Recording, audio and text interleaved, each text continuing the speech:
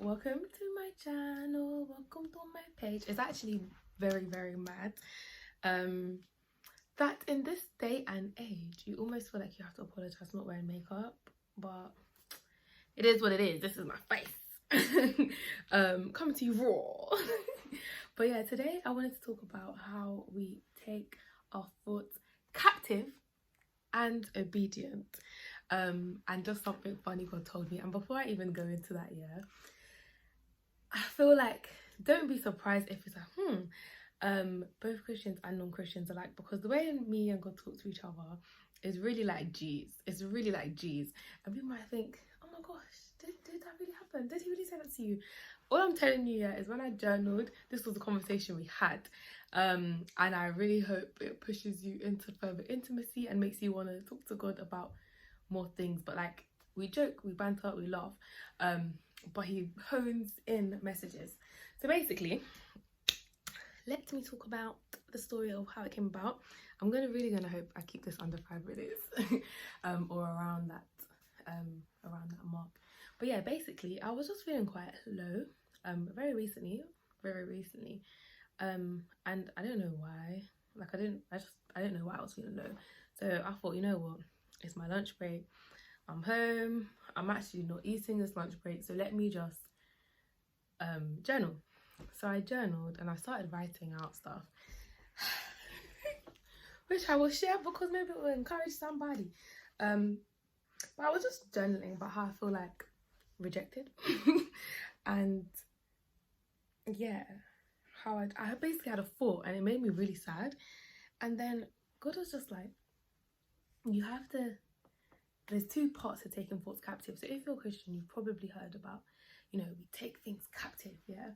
But he was like, you need to remember there's 2 parts. There's taking it captive and there's making it obedient. It's not just, you can't just be like, okay, there's this lie coming across my mind, I'm always rejected, I take it captive and then it's somewhere over there. You have to now make it obedient.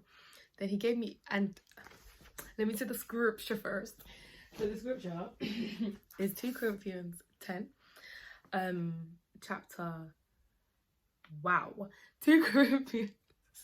The scripture is 2 Corinthians chapter 10 verse 5. So it says, we destroy every proud obstacle that keeps people from knowing God. We capture their rebellious thoughts and teach them to obey Christ. Another one says, we tear down arguments and this was another translation, every presumption set up against the knowledge of God, and we take captive every thought to make it obedient to Christ. I feel like I'm rushing. I'm not rushing no more. If you stay, you stay. If you don't, you don't. Then let's do another version. Why not? Let's do the Passion. I'm not gonna lie to you. I do like the Passion. I know that's a bit controversial, but I really do.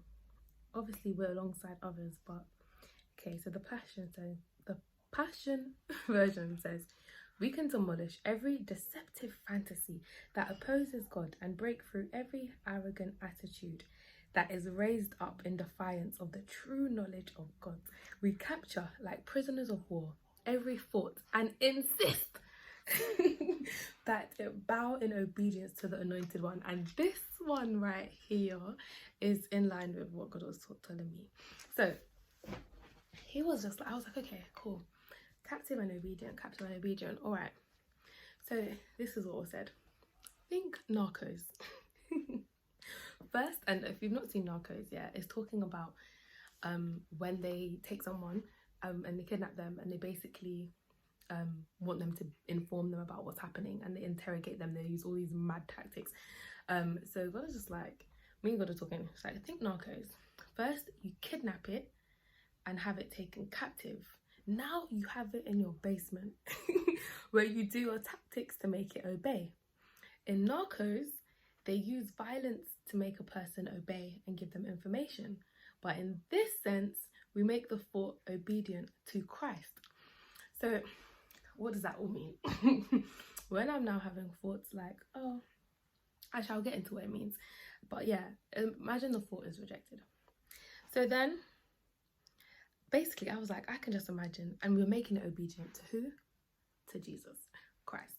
So I was like, I can just imagine Jesus there, yeah, like in the room, like, obviously he's not a gunman. Obviously we know he's not a gunman, but I can just imagine him like, yo, is that what I say? Someone's just in the chair like, the thought, imagine just reject over my, if I could really edit, I would go to town with this, but imagine like a reject is the thought and it's sat there in the chair.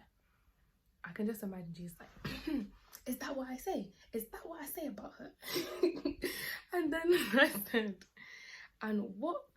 And then Jesus being like, nah, that is not what I say. You need to say what I say.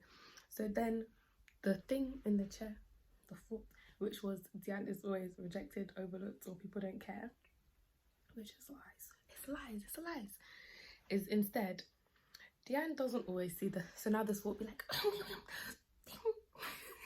is so weird. Diane doesn't always see the big picture, nor is she always accurate about the state of people's hearts towards her. Though she may feel rejected, this feeling is not her reality. She is loved, wanted, and celebrated, and cared for. And who is meant to be with her will be with her. And then Jesus is like, yeah, that's what I say. That's what I say about her. Yeah. And now that same thought that was once rejected, I've taken it captive. It's in the basement. And now it's obeying and it's obedient to Christ. And it will only say what God says. And then I put, this was me, I can imagine Jesus like, yo, yeah, that's what I say. Now repeat it after me. Or you're done, you're finished. And it just cracked me up. Like, honestly, it was probably one of the funniest times I've journaled, but it just made sense. Like, so often in, like, when there's scriptures where there's two parts, like even flee youthful lust, but submit or pursue righteousness. I will put it somewhere. It's like we're like, no, yeah, I need to flee, but there's a whole other part that helps. And I feel like without the submitting to righteousness, it's very hard to now flee youthful lust. And with this taking thoughts captive and obedient, it's very hard, yeah, if there's a lie that keeps coming to your mind, it's very hard to every time, okay, captive, no, that's not true, captive, no, that's not true, captive, no, that's not true. What we actually need is, okay, I've taken it captive and I'm going to make it obedient, and the truth is